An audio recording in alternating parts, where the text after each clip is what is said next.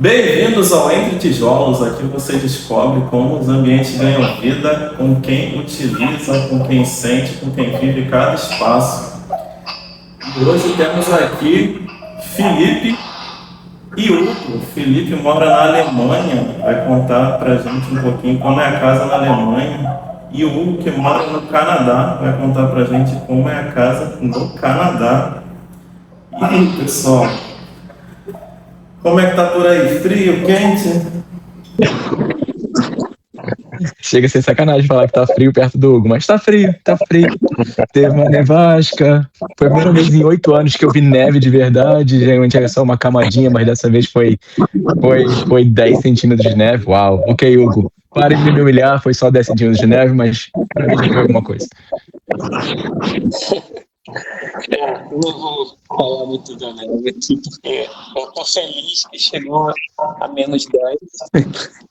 Depois de 2 semanas, quase menos 30, com sensação de menos 40. Então, bom, vocês vão ver como é que isso impacta uma casa aqui. Felipe, qual foi a sua primeira impressão na casa aí na Alemanha? O que você teve de impressão quando você chegou aí? A primeira impressão foi não ter área de serviço. Eu nunca imaginei que se você fosse fazer uma falta tão grande. Não ter área de serviço é uma coisa que atrapalha o dia a dia da casa. E você, Hugo? Olha, eu lembro vividamente a primeira coisa que aconteceu quando eu cheguei aqui no Canadá.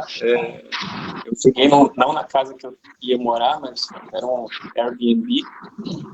E a primeira coisa que impacta é não tem muro, né? A casa, ela era... Basicamente, você entra na porta sem nenhuma proteção. É basicamente você e a parede, né? Então, assim, isso eu acho que para a nossa cultura brasileira foi uma coisa do tipo, como é possível, né? Eu lembro que o quarto era literalmente virado para a rua. Então, tipo, cama e atrás tinha uma janela e eu tava vendo os carros passando ali, né? Sem absolutamente nada. Então, assim, são mudanças, assim, leva tempo até você se acostumar com a ideia da segurança não está vinculada a ter uma barreira física fora da sua casa. Mas aí com relação à cultura, foi uma coisa fácil de você se adaptar? A cultura... Bem, em termos de comportamento, o canadense, obviamente, é mais retraído que o brasileiro, né? Mas eu acho que no que se refere à casa, você encontra, acaba sendo uma chance para as pessoas socializarem de uma maneira mais fácil, né? A hora que você pisa do lado de fora da sua casa, a pessoa que mora do lado também tem uma casa sem muro, né? Então você acaba interagindo, você conhece mais o seu vizinho da próxima casa e assim, a noção de privacidade é um pouco diferente, assim, mais uma vez ela está vinculada a como você de repente tem cortinas, né, formas de manter sua privacidade dentro de casa, mas no momento em que você pisa fora da casa, você tem outras pessoas te observando ali, seu lote aberto, né? Então, isso também é uma questão assim, de mudança de cultura, pro bem e pro mal, né? Porque, digamos, é essencial você ter uma relação saudável com seus vizinhos, porque se por acaso alguém estranho está ali no seu lote, ele vai ser a primeira pessoa que vai te avisar, olha, tem alguma movimentação estranha. Então, isso muda um pouco. Não dá para você ser 100% introvertido, né? E você, Felipe? Não, eu só queria complementar porque eu acho uma coisa, eu fico muito engraçado. Quando eu procuro apartamento aqui, eu já me mudei algumas vezes, eu não gosto de pegar apartamento no primeiro andar, no andar térreo. Porque eu acho que, pô, todo mundo vai ver tua janela, eu não consigo, é uma coisa que eu não consigo incorporar no meu dia a dia, é morar num apartamento no térreo, onde a sua janela dá para onde as pessoas passam. Eu não consigo aceitar isso. Mas aqui, o que mais tem é apartamento em andar térreo, que a janela você abre, as pessoas passam, porque a ideia, eu acho que pegando o alemão e o holandês é um nível mais alto, o alemão é tipo assim, quer olhar para dentro de casa? Você que tá querendo olhar pra minha casa, eu não tenho que esconder nada. Ou eu não sei se é só porque eu sou muito curioso, ou se eu passo na rua e tem uma janela aberta e dá pra ver a casa da pessoa, eu vou olhar a casa da pessoa, eu vou ver o que ela tem na televisão. É minha culpa, eu sou curioso, eu sei, ok, mas por que aqueles, tudo que é prédio tem apartamento no térreo? É uma coisa que eu não consigo aceitar. Mas o que... Esse negócio do vizinho aqui, não sei, meu prédio, que eu moro até... Mas é um recorte. Eu moro numa cidade grande, vamos dizer assim. Frankfurt, em comparação às outras cidades da Alemanha, é a cidade que menos é alemã no sentido de que tem torres residenciais, né, torres comerciais, esse negócio todo, são prédios mais altos, que normalmente não tem na Europa. Eu tenho um grupo de WhatsApp com o pessoal dos meus vizinhos. Nunca imaginei que eu fosse ter um grupo de WhatsApp onde eu tenho todos os meus vizinhos lá. Então, se a gente tem a máquina de lavar no subsolo do prédio, se alguém tá com a máquina ocupada, a máquina já acabou de bater, vai vir uma mensagem do grupo, quem é a pessoa que está lavando roupa agora já acabou de bater, você pode vir retirar? Esse tipo de coisa. Isso é muito útil. Com certeza. Teve até um drama que uma das vizinhas, ela morava sozinha, aí ela sumiu, a irmã dela veio da Polônia aqui, aí foi o dia inteiro no grupo bombando. Eu falei assim, quem disse que alemão não é interessante e não gosta de um drama também? Mas aí, Felipe, quando você morava no Brasil, quais foram as principais diferenças que você encontrou no interior da casa alemã? A diferença na casa ou das pessoas? É na casa. Então, como eu falei, área de serviço, porque eu sou muito acostumado a estender roupa na área de serviço. Você quer lavar alguma coisa rápida, tem um tanque ali que você pode lavar, se você lavar você tá cuidando das plantas, esse negócio de terra. Se você vai no apartamento e não tem um jardim, você vai na área de serviço. Aqui você tem que fazer na pia do banheiro, ou na cuba da cozinha, né? Esse tipo de coisa, onde você põe comida, você está misturando terra da planta. Na hora de serviço, para mim, era um cômodo que eu sinto falta. Mas a coisa mais bizarra, além disso, é que você aluga apartamento sem cozinha. Sem cozinha. Ou você compra a cozinha do antigo morador, ou você fala que o antigo morador pode levar a cozinha dele com ele e você compra uma cozinha nova. Ou seja, isso é a bancada, os equipamentos, tudo. Só tem a cozinha com os... Geralmente eles têm uns azulejos no meia faixa de parede, né? Que é onde vai estar a bancada, para aquela proteção contra respingo de água, coisas desse tipo. Você compra tudo. Máquina de lavar, geladeira, a bancada, a cuba, os armários. Tudo isso você tem que levar. Tudo isso tem que levar. É sua. A cozinha é sua. Você vende para o novo morador ou você leva com você, mas se você alugar apartamento, a maioria, o padrão é sem cozinha. O que eu ia comentar é que aqui é exatamente o oposto. Toda a cozinha faz parte da casa ou do apartamento que você vai comprar um lugar. Então, assim, Ninguém consegue me explicar isso. Não faz sentido. Se eu quiser comprar uma casa, por exemplo, tem a pia ou a bancada, eu acho que é uma coisa que é óbvia, né, assim, pro padrão brasileiro, né, faz parte da casa. Mas quando você compra a casa, a geladeira, a máquina de lavar louça, o fogão já estão lá, porque faz parte da casa. Não estou dizendo que você vai encontrar o melhor dos equipamentos, mas faz parte, já é praxe você comprar uma casa com todos os eletrodomésticos dentro. Aqui não. Tanto que é tão normal essa prática que quando você vai na IKEA, por exemplo, que você vai comprar todas as coisas para montar a cozinha, ele já vende o set da cozinha. Se você escolhe a cor da bancada, a cor dos armários, quais equipamentos vão estar lá, vai estar tudo já na medida. Como isso demora para ser entregue, não é uma coisa que você pode comprar na sexta e receber na segunda, eles te dão uma cozinha provisória, que é instalada imediatamente, enquanto você espera a sua cozinha final. O banheiro não é assim, não, né? Não, o banheiro já vem completo. O banheiro já vem completo. Mas essa parada da cozinha, aí, tipo, quando você busca apartamento, você tem que botar lá nos filtros de busca, já com cozinha. Que aí você já tá falando que você vai estar aberto de assumir a cozinha que alguém já montou. Eu não sei, dia de amanhã eu não quero comprar uma cozinha. Isso é uma parada de 5 mil euros, pelo menos. É muito investimento para um apartamento alugado. Mas a alternativa, se você não tiver uma cozinha, o que acontece? Aluga um apartamento só com um quarto e uma cozinha compartilhada, é isso? Não, você não tem essa opção. Se você alugou um apartamento sem a cozinha, você já está assumindo que você vai montar a cozinha. E aí, Hugo, no Canadá?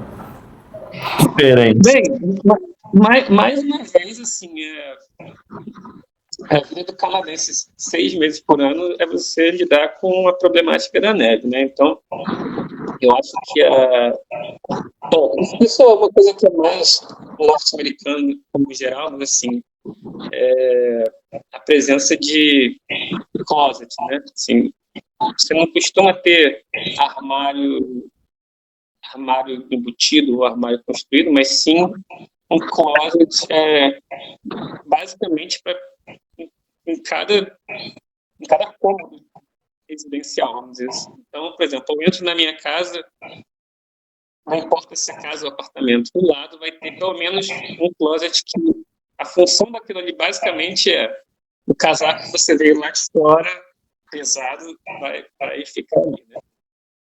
Aí você vai para os quartos, por exemplo, né? Dentro de qualquer quarto tem um closet. Não necessariamente aquele closet que você vai entrar, alguns deles sim. No apartamento aqui onde eu estou morando agora tem um closet que eu entro dentro dele, porque é a suíte. Mas o quarto dos meus filhos, por exemplo, tem o closet deles e já é construído. Então, se você não quiser comprar um armário com gaveta, já tem um espaço lá para você pendurar a tua roupa toda e, enfim, é menos um investimento que você precisa fazer, né? A questão da área de serviço, eu concordo com o Felipe também, que também não tem. Eu tenho sorte que... Olha como é que são as coisas. Eu moro no apartamento do térreo e eu moro do lado da lavanderia. Então, basicamente, é como se eu tivesse a minha lavanderia com a pia. Então, isso não é tanto problema para mim. Mas uma das coisas que me chama muita atenção aqui é banheiro. Eu acho que isso é impensável no Brasil, né? Banheiro sem você ter um revestimento de cerâmica em todas as paredes, né? Isso é uma coisa que só acontece em casa de gente muito rica ou ao redor de chuveiro e ao redor de banheira também, né? Que é comum os apartamentos terem uma banheira. Agora, o restante do banheiro é drywall, né? Gesso cartonado e pintura. Só isso. E isso foi outra coisa que mudou, assim, a minha visão, assim, porque, enfim, é toda a questão de você manter os custos no mínimo possível e fazer mais unidades, né? A última coisa que eu vou falar, a gente ia falar de outras coisas, mas luz, né? Localização da luminária, eu vou mostrar aqui. Essa aqui é a única luminária, mentira, essa aí é da minha cozinha lá. São as únicas luminárias de teto que eu tenho nesse apartamento inteiro. Porque também não é prático você construir, botar luz no teto. Então, eu não sei se você parar para reparar, é muito comum você A ver maioria as da pessoas iluminação são nas paredes. né? Então, na parede, ou já contando que você vai comprar um abajur de pezinho, né? Vou mostrar também aqui, né? Lá no canto. Meu abajur lá. Aham. Aquela é a minha iluminação da minha sala, do meu quarto. Eu tenho um, no quarto dos meus filhos também tem outro.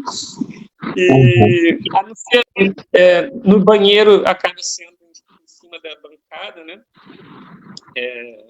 E aí são 2, 3 lâmpadas, né, para poder iluminar o banheiro todo.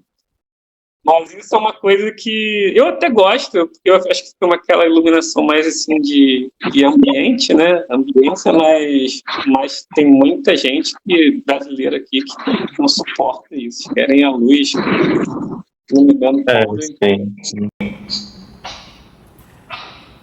A gente começou a falar do frio. A casa aí da Alemanha, como que ela é preparada para o frio? Básico. Isolamento térmico em todas as paredes. Tem sempre uns 12, 13 centímetros de isolamento já construído na... Tem até um bloco que eles chamam de... que é um bloco estrutural de concreto com isolamento já embutido. Então é uma construção bem mais rápida, aí você faz uma parede mais fina. Mas aqui a parede tem geralmente uns 50 centímetros de espessura para do isolamento. E todos os cômodos vão ter aquele típico coisa de metal, que é o aquecimento, que é onde por onde passa água quente, aquece. A Alemanha está tentando mudar de água quente para gás, outras coisas. Mas, não, todos basicamente isso. E aqui as janelas são sempre...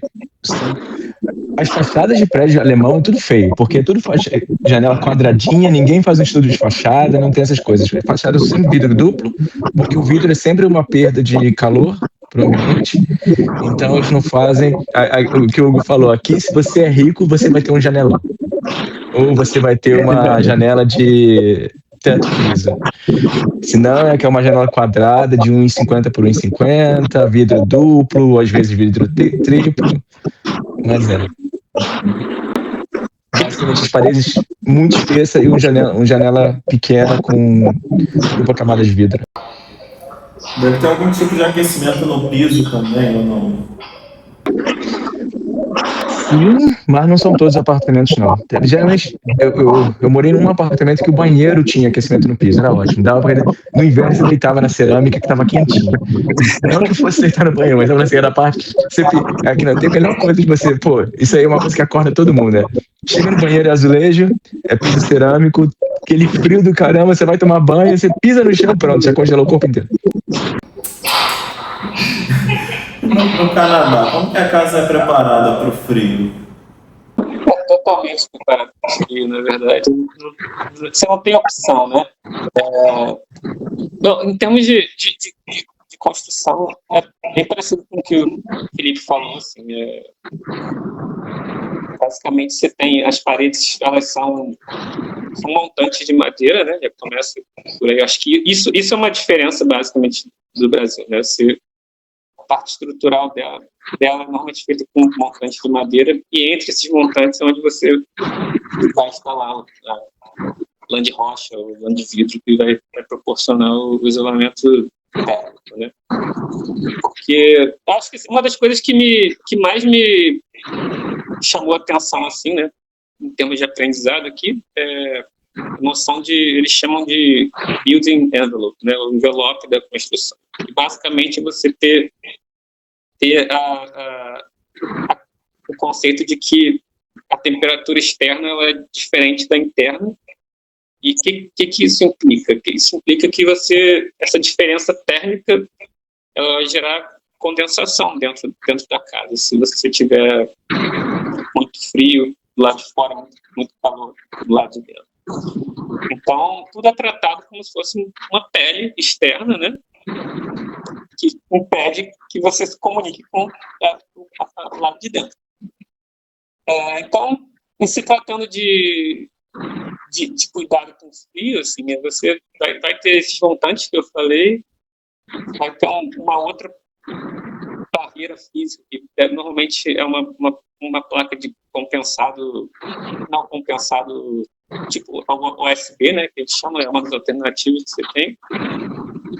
E aí, aqui, basicamente, é requerido uma outra camada de isolamento térmico, que aí já não é mais o formato de lã, mas é um isolamento que eles chamam de rígido ou semi-rígido, que é uma espécie de uma placa de EPS. Eu já não sei qual é o termo em português correspondente, mas eles chamam... Essa é uma camada contínua que reveste o lado de fora, né? Então, chega uma hora que, se você vai acompanhar uma construção aqui, chega uma hora que a casa está com uma placa colorida em volta dela todinha, porque está naquela fase do isolamento térmico externo. E só depois disso é que vai entrar, de fato, o acabamento externo, que vai dar a aparência estética da casa. Então, aí você tem uma infinidade de material, pode ser uma placa de concreto, pode ser vinil, que eles usam muito, que a situação é mais barato, tem madeira de tudo quanto é tipo, tem revestimento metálico. Externamente é assim, e do lado de dentro é a mesma coisa, né? Com o mesmo gesso acartonado, pintado, enfim, não faz muita diferença do lado de dentro, mas do lado de fora, assim, aí, como o Felipe falou também, isso vai aumentando a espessura da sua parede, né? Porque cada vez mais como você tem que eliminar essa transmissão térmica, né? Aí você vai aumentando a espessura da parede.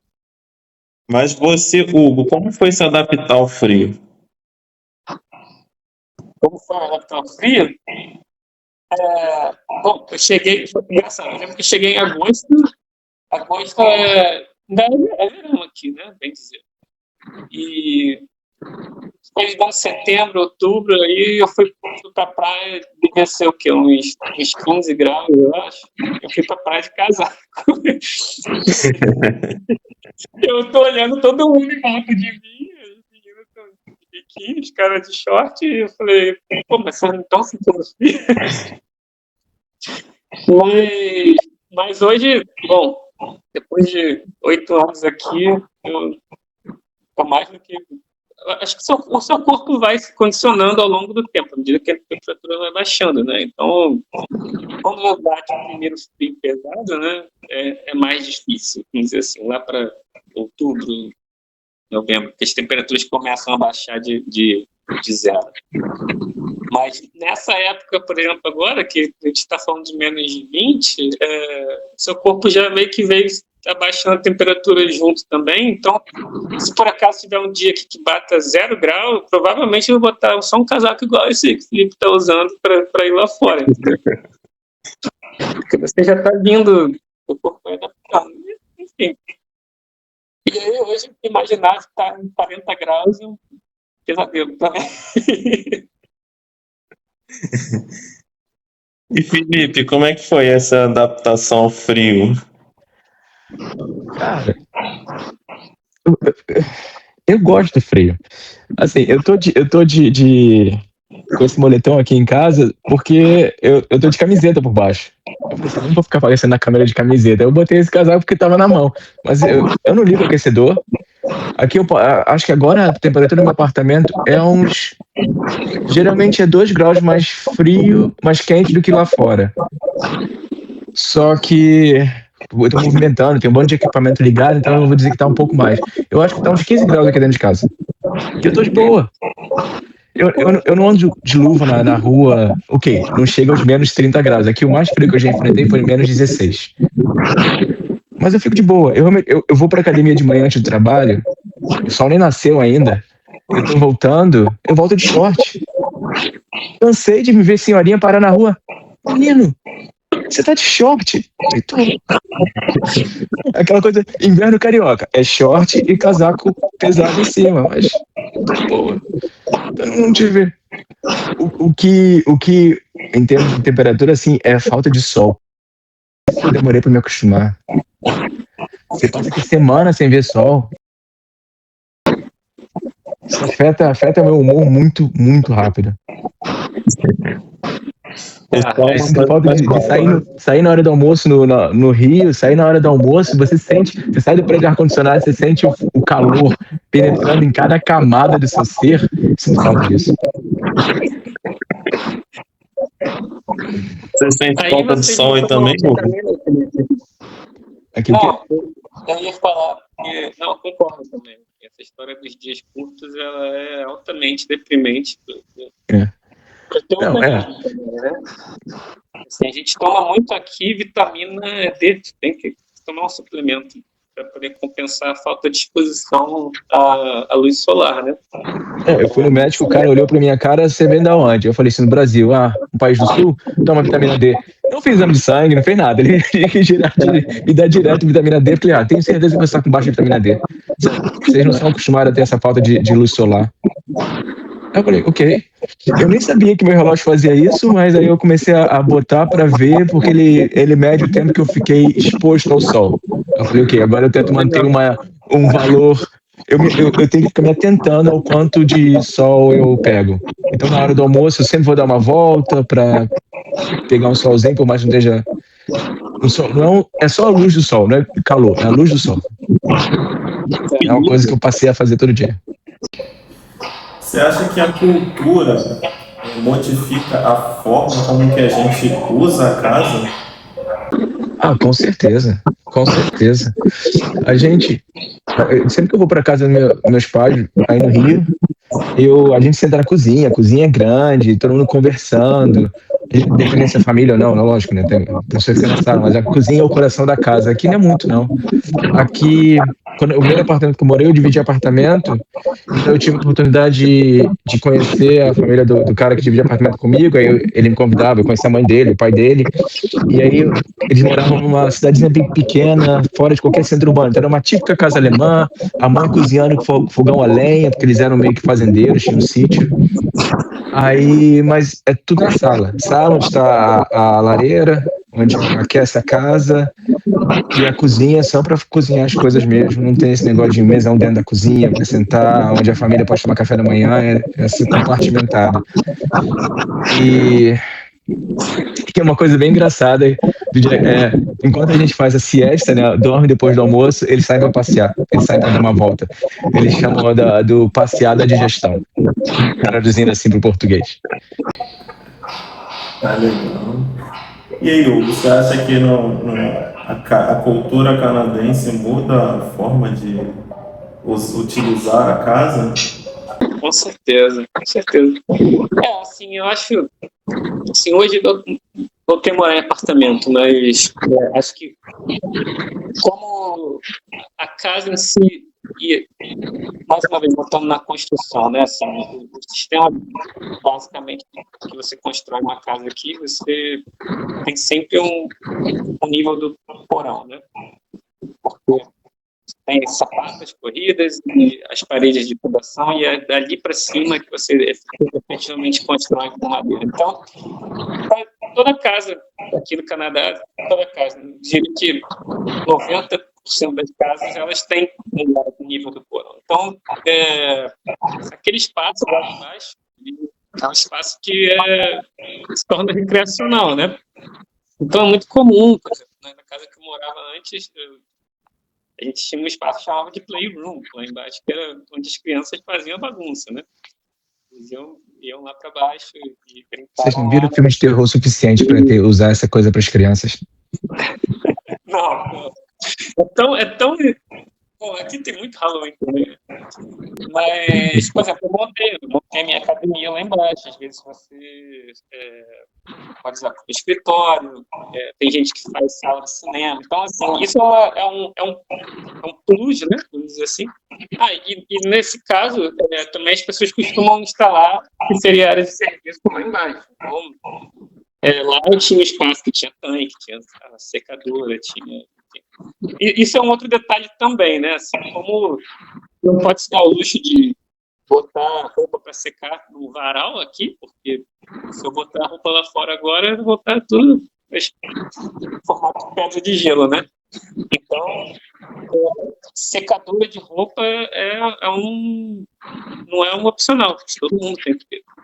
quando você lava a roupa, você já lava sabendo que você vai botar ela para secar em seguida, porque você não tem outra alternativa para ter as roupas secas no espaço curto de tempo. A não ser no verão, né? Se você quiser economizar um pouco, você estica as roupas aqui, tem gente que faz isso.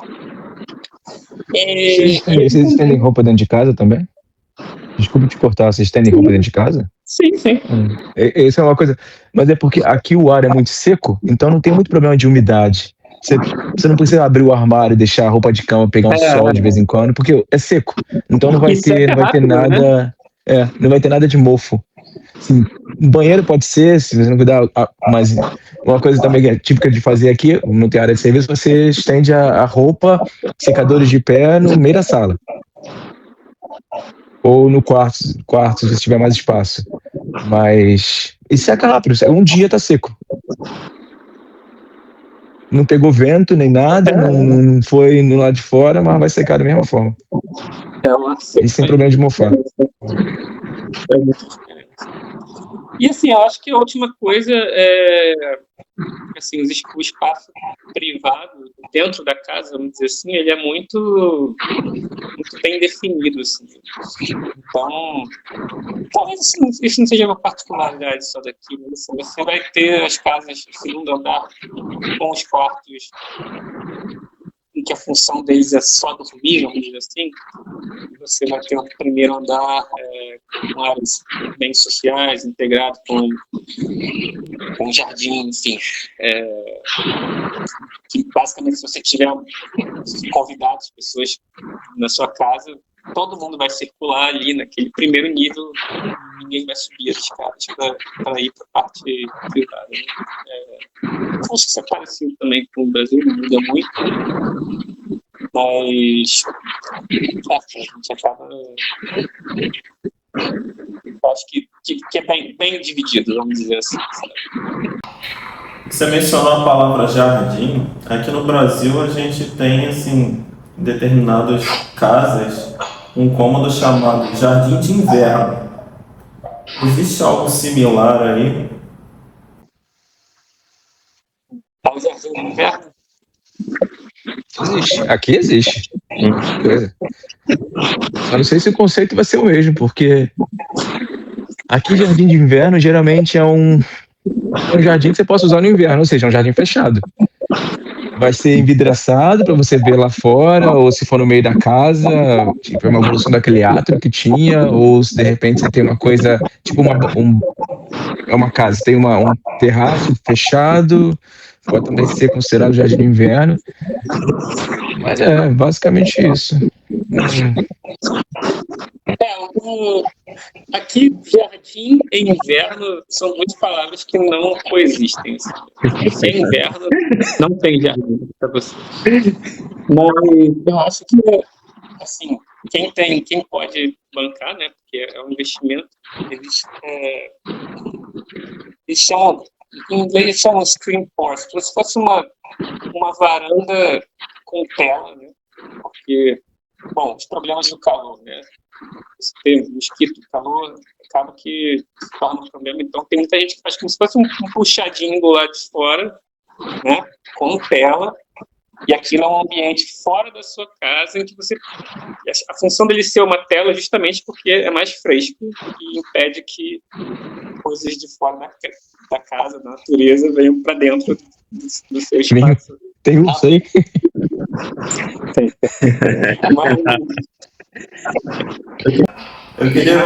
Mas... Eu queria pensar um pouquinho ao contrário agora.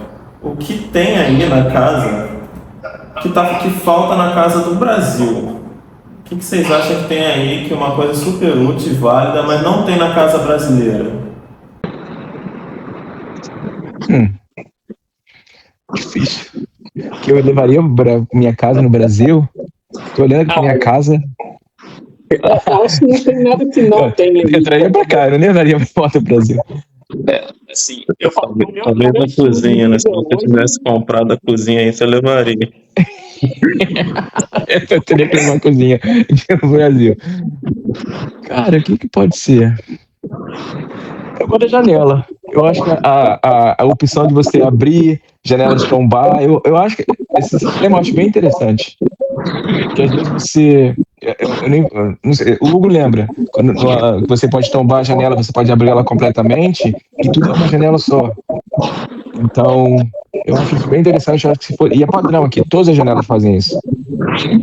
Isso eu levaria para ter em casa.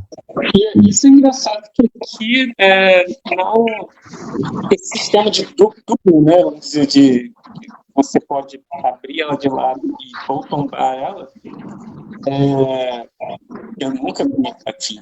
E eu acho que seria fantástico. Normalmente, quando algum cliente quer alguma coisa nesse estilo, a gente acaba partindo para a solução de on-prem. Não é muito comum de deslizar ou que abra só de lado, igual uma porta. Né? Mas aqui não tem muito dessa.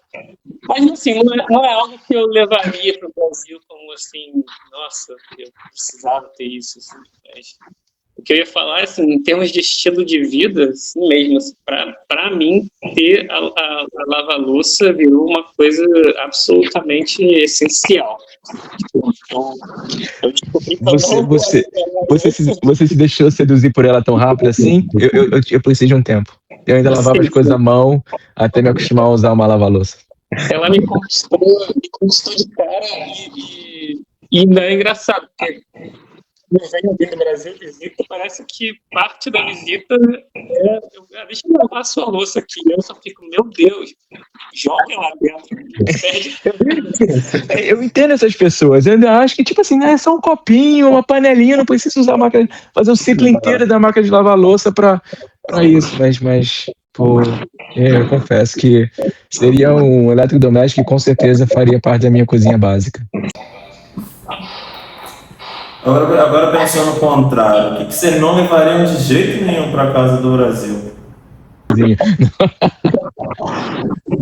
Eu acho o revestimento de parede aqui muito feio. Esse padrão aqui, geralmente eles não pintam a parede. É só, tipo, é uma placa de gesso, aí é um chapiscado e é isso. Sei lá. Parece que não tá acabado. Você tem casa, apartamentos mais novos, assim, você já tem. Porque tem muito isso. Tem lotes inteiros da cidade que são da década de 50, 40, sei lá. E aí tem apartamentos que são mais novos, que eles chamam. Eles até diferenciam. Quando você está procurando apartamento, apartamento, eles chamam de Altebau ou Neubau, que é prédio velho, prédio novo. E aí o prédio novo é de 2000 para cá, 2010 para cá. Mas aí são mais quadrados, não tem aquela característica de prédio europeu, com frontão, pé direito amplo, mais piso de madeira, às vezes a estrutura é de madeira. Esse piso de madeira eu odeio. Porque você anda pela casa, fica aquele coisa de. Até esqueci a onomatopeia agora. Você pisa aquele piso rangendo, fica o piso rangendo, isso eu odeio. Eu acho que, na minha opinião, tá engraçado que eu não estava lembrando de nada que eu não levaria, mas essa questão do piso rangendo, se eu tivesse que escolher uma coisa que me incomoda aqui na construção, e é comum, é isso, ranger do piso, porque você não está numa laje, né? Já começa por aí, né? Como você não está construindo uma laje de concreto, enfim, isso está tudo apoiado em vigota, então é bem cômodo. Assim. Na última casa que eu morei era bem chato, assim, ao ponto de os filhos iam dormir e eu tinha que sair com cuidado para não fazer muito barulho no chão, porque era muito chato. Assim. Mas, fora isso, assim, acho que eu acho que o clima tropical te favorece também a ter mais soluções arquitetônicas, tipo uma varanda, que vão te dar respostas problemática térmica, vamos dizer assim, né? Então, assim, uma varanda, uma sombra assim estendida, ela vai te dar um resultado assim, um custo menor do que você ter que fazer isso aqui no Canadá, enfim, com algum artifício de arquitetura, sabe? Acaba sendo muito caro ter que resolver essa situação do isolamento térmico. Então, eu acho que nesse ponto, isso é algo que eu levaria para o Brasil. Assim, o Brasil você tem soluções mais simples e efetivas, né, para climas tropicais do que aqui no hemisfério norte, onde é muito frio. A casa canadense, ela favorece mais a privacidade ou a convivência? Entre a família mesmo. São dois mundos diferentes, né? O mundo do verão e o mundo do inverno, quando tem muita neve lá de fora. Assim. Esses 6 meses que tem neve lá fora, por mais que você tenha, assim, visualmente, você tenha contato com as outras casas, de repente algum vizinho, tchau, você não interage muito, porque basicamente você está tentando não ir lá fora, né? O máximo possível. Mas eu diria que no verão é o extremo oposto. Você acaba tendo mais oportunidade de se encontrar, porque todo mundo abre suas portas, todo mundo fica louco atrás do sol, igual o Felipe falou. Você começa a ter dia que vai terminar 9h30 da noite, você chega do trabalho e ainda tem 3, 4 horas para você ir pegar uma praia de lago, né, aqui, né, mas enfim.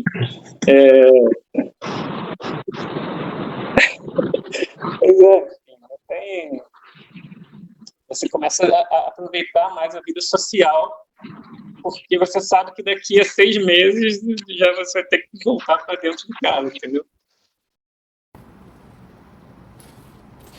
E como é que funciona aí na Alemanha? A casa favorece a convivência ou ela favorece mais a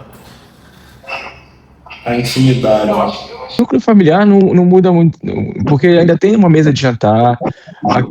Pelo menos dos alemães que eu conheci, eles têm muito aquele negócio, tipo, até um pouco choque cultural, esse negócio do café da manhã ser muito importante, o almoço ser muito importante, para eles é mais o jantar.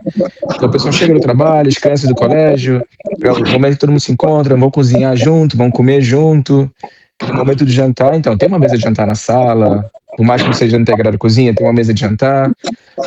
Mas eu acho que vale muito do que o Hugo falou também, esses países estão muito, que tem frio e calor, então você no verão, você não quer ficar dentro de casa. No verão, você tem luz até 9, 10 horas da noite, você vai ficar na rua, você vai ficar aproveitando o máximo possível, porque você vai ficar preso dentro de casa no inverno.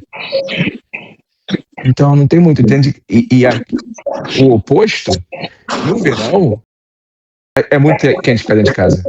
Porque a casa é feita para segurar todo o calor dentro dela. Exatamente. Então, se deixar o sol entrar, tu vai cozinhar a noite inteira. A faculdade que a gente fez intercâmbio, o Hugo e eu, a TU Berlim, nenhuma janela, quase nenhuma janela abria. E era um pano de vidro. No verão, acho que você fez o semestre de verão, não fez? Não. Ou foi de inverno também? Foi de inverno. Foi inverno, A gente foi sortudo. Claramente de ficar de lado desse pano de vidro me esquentando, porque era uma carga térmica enorme que você sentia ali. Eu lembro que eu fiquei falando com as pessoas assim, eu tinha um amigo meu que é polonês, e ele estava na faculdade ainda na época do verão, ele falou assim, é impossível ficar na faculdade, porque tinha os ateliês, os estudos, um painel de vidro de, sei lá, 8 metros de altura, porque era um direito duplo, e as pessoas cozinhando lá naquele efeito estufa do vidro. Não podia abrir janela. Bizarro, isso é bizarro. Eles estão preparados para o inverno, mas nem um pouco para o calor. Tá cada vez ficando mais calor. Aqui tem que. Eu não sei explicar. Aqui é 36 graus, eu tô cozinhando como se eu estivesse em 47 no Rio. Eu não consigo explicar o porquê. Sempre sofro bullying quando eu tô reclamando do calor, falando assim, tô suando muito, até o carioca surgiu aqui. Tô suando pra caramba, camisa do trabalho social, tô suando. Quantos graus tá aí, Felipe? 34, 35. Aí ele mandou calar a boca e engoliu. É que você mencionou que é mais seco aí, né? Mas é isso que faz a diferença? Sei lá, eu achava que... Sempre fala que o mormaço no Rio é muito pior, não tem sol, mas tem aquele calor abafado e é realmente insuportável. Não sei. Pode ser, eu não sei. Realmente aí já é fora da minha alçada pra explicar o porquê que eu sinto mais calor 34 aqui do que 47 no Rio. Bom, eu tive a experiência de, assim, Toronto, onde eu morava no início, era uma cidade mais seca, menos umidade como um todo do que aqui em Ottawa, porque Ottawa é beirando o Rio, né? A cidade vai ao longo do Rio. E, assim, para a questão do lado de fora, né? A umidade ela se torna um fator assim extremo e incômodo no frio. É muito pior a sensação. A gente está, são o quê? São 400 quilômetros de distância uma cidade da outra, mas e o frio, a sensação térmica ela é muito mais agressiva do que em Toronto, por exemplo. E dentro da casa, acho que é um pouco a mesma coisa. Assim, no geral, dentro de casa, por conta do sistema de aquecimento, tende a ser bem seca. Assim, a coisa acontece muito comigo, eu vou estar no meio da noite com a garganta seca. Né? Tamanho, o impacto do sistema está esquentando. Mas acho que a umidade ela faz muita diferença. Assim. E ao mesmo tempo, assim, eu não lembro de ter suado muito aqui, sabe? Ficar da roupa ficar ensopada. Porque até nos dias de calor, isso só acontece mesmo quando vai chegando lá no meio do ano mesmo, julho, agosto, que aí você está com as temperaturas altas. Vamos botar aí na casa dos 30 graus. Né? Então, acho que nesse ponto a umidade conta muito. Eu tenho uma dúvida com relação à alimentação. Tem sentido uma diferença muito grande em relação ao Brasil? Tem. Aqui, pão e pão. Tudo, a padaria tem trocentos tipos de pão. Aqui, pô, eles tomam um café da manhã mega doce com essas paradas de padaria, ou só um pretzel, aquele tipo, como é que eu explicar isso? Aquele típico coisa que você vê na Oktoberfest, que é feito de uma massa de pão, tem um formato, um X com um coração. Aí ou ele é cortado ao meio e põe cream cheese dentro, põe manteiga, ou põe um queijo derretido por cima, mas é café da manhã de muita gente, você vai ver gente andando na rua comendo isso. E almoço é uma coisa bem rápida, bem básica, não tem um almoço pesado. E jantar é uma coisa mais pesada. E eu não sei, eu fui acostumado, minha mãe nunca foi muito o almoço era importante, café da manhã era criança, né? Café da manhã eu tava com fontora. Mas aí você tem sucrilhos, uma coisa assim, o almoço era arroz, feijão, carne, e jantar é sempre uma coisa leve, um sanduíche, um cachorro quente. Então eu me acostumei a não comer nada muito pesado à noite. Aqui é totalmente invertido. Você come uma coisa pesada à noite, café da manhã é uma coisa rápida que você come no caminho para o trabalho. E o jantar, você vai preparar alguma coisa fresca. Eles comem muitos vegetais aqui, sempre tem uma coisa com vegetais. Tem uma grande cultura de vegetarianos e veganos aqui. Tipo assim, qualquer lugar que você vai, tem sempre opção para ambos. Até porque carne também é uma coisa cara. Não é tão barato. E convenhamos, eles não sabem fazer carne muito bem também. Fui no restaurante comer eu falei assim, não, hoje vou me presentear e vou comer um bifão, nossa, sem gosto nenhum, e era um restaurante argentino. Se dizia argentino, né? Mas, não, tem a menor quantidade. Se bem que aí também tem diferença. Como eu falei, eu morei um bom tempo, a maior parte, eu tô 8 anos na Alemanha, a maior parte foi na Bavária. Lá eles comem muito o schnitzel, que é carne de porco, mas eles comem também bastante carne. Então já tem um pouco de diferença. E coisa pesada, tipo, coisa com gordura, esse tipo de coisa. Como é que Eu demorei um pouco pra me acostumar com isso. Como que é aí no Canadá? A culinária canadense ela é bem parecida com a dos Estados Unidos, né? É muito basicona, assim, não tem elaboração nenhuma na cozinha. bem dizer. E assim, aqui tem essa questão do clima, mais uma vez, ela determina muito que, assim, a maioria dos alimentos vem de fora, né? Assim, principalmente em relação a frutas, assim, banana aqui, só como muita banana aqui, por exemplo, mas vem da Costa Rica, vem, enfim, da América Central, melão vem do Brasil, enfim, é engraçado, cada vez que você compra, você vai na seção de frutas do supermercado, tá lá vendo, cada uma veio de um lugar diferente, e, enfim, as frutas daqui são as frutas vermelhas que a gente conhece aí, né? Que é morango, amora, mirtilo, essas coisas fazem parte da... Ah, e maçã, né? Assim, aqui, eu não sei, a Alemanha também tem muita coisa com maçã, mas aqui você faz um monte de coisa com maçã, suco de maçã, né? Tipo, outra coisa que eu acho que é mais enjoativo, mas enfim, é um tipo de fruta que tem aqui em abundância. Até se você comprar um suco de caixa, por exemplo, né, que seja, vamos dizer, tá lá na caixa falando que o suco é de, sei lá, pêssego. Aí você vai ver lá no conteúdo, tem, sei lá, 15% do suco é com maçã. Eles já acrescentam lá, né? Então virou quase que um substrato para tudo que se faz, assim, né? Tem uma lei canadense falando que nem o álcool na gasolina tem que ter um 10%, sei lá quanto, aí tudo tem que ter maçã. Na verdade, Agora, o principal aqui, a coisa mais importante do canadense em culinária é o tal do xarope de folha de bordo, né? Que é aquela folhinha da bandeira do Canadá. Isso faz parte da culinária aqui. Uma das coisas também que eu incorporei, né? É o fato de fazer panqueca e waffle de manhã. Você compra a mistura, faz lá um monte de panqueca, mistura com fruta, mistura com esse xarope, né? Isso é bem legal. Quando vocês vierem aqui, eu vou fazer panqueca para vocês. Ok, já para mim já é suficiente, porque a minha chefe, ela é canadense, ela é de uma cidade chamada Calgary, eu acho.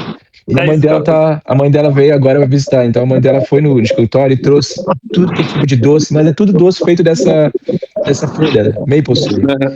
Pô, então tem bala, biscoito recheado, nossa, é muito bom. E ela me falou do bacon canadense para provar com esse não vou falar molho, nossa, eu tô esquecendo a palavra em português. Xarope, obrigado.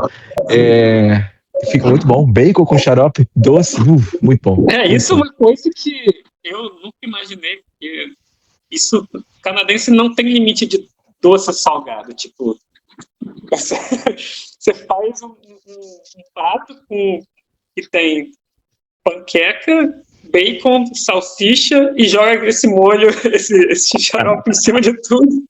E batata também, né? Então, assim, isso é uma coisa que acabou todos os seus escrúpulos de comer doce salgado, você joga, mistura tudo lá. E é normal aqui também. Não é, mas assim, confessa, é bom. Confessa, Hugo, confessa, pode falar, é bom. Isso é uma experiência de brunch de fim de semana, né? Tipo, você chega lá no sábado e vai fazer uma refeição que é o café da manhã e o almoço junto. Também, nos Estados Unidos também tem um pouco dessa cultura, assim, sabe? Mas, assim, uma coisa que eu sinto falta aqui, por exemplo, é peixe frito, né, cara? Tipo, você encontra salmão, você encontra aquele haddock, né, que é peixe branco, carne branca. Agora, aquele peixe frito de beira de praia, meu amigo, não tem nada igual a isso. Onde meu coração fica batendo forte pelo Brasil. Uma sardinha frita à beira da praia, limãozinho pingado em cima, confesso que bateu vontade aqui também. A cozinha no Canadá é bastante utilizada, tem essa questão da cozinha ser integrada também com o restante com as salas. Acho que cada vez mais assim, as casas estão estão acabando com as paredes entre a cozinha e a sala. Assim. Na minha, se eu virar aqui para vocês, é engraçado. Literalmente uma janela, uma abertura da cozinha para a sala. E é muito conveniente. Porque meus filhos estão brincando aqui na sala, eu estou cozinhando. Eu sou um cara que cozinho muito, gosto. Então, é estratégico, né? Tipo, você... Mas, assim, acho que como o Felipe falou, assim, a cozinha normalmente é uma área de integração também, né? Então, cada vez mais, eu acho que isso é uma tendência mundial, assim. E à medida também que eu acho que as tecnologias ao redor da cozinha também vão melhorando, né? Tipo, é comum você ter exaustor também, então você não corre mais aquele risco de ter algo que você está cozinhando, impregnando a casa inteira, né? Enfim, eu acho que ela é bem utilizada. Assim. Cozinha faz muita parte do dia a dia, assim, não é mais um lugar separado da sua casa, onde alguém vai preparar a sua refeição. A não ser que você seja rico, né? Morando numa mansão, aí você pode explorar todas as opções. Tem cozinha, dispensa, aí tem a dispensa do... que eles chamam, é engraçado, a dispensa do cozinheiro, né? Então, tem uma outra cozinha lá dentro, que é a cozinha onde um cara que é contratado, pode contratar, vai fazer uma refeição como se estivesse fazendo uma festa, por exemplo. Que é diferente da cozinha que você tem no dia a dia, de repente, uma ilha. Assim. Ele tem uma cozinha mostruária e uma cozinha para ser usada mesmo? Mas isso eu tô falando de gente muito rica, né? Isso não é nada inimaginável, assim, né? E tem outras questões culturais, assim, por exemplo, família de religião, sejam judeus, né? Eles têm aquela coisa da cozinha separada, cozinhas onde você não pode preparar certos alimentos, isso também acaba sendo incorporado, né? Dependendo do seu cliente quer. E Felipe, e aí na Alemanha, a cozinha é um ambiente bem utilizado? Essa questão da cozinha integrada também é muito forte aí?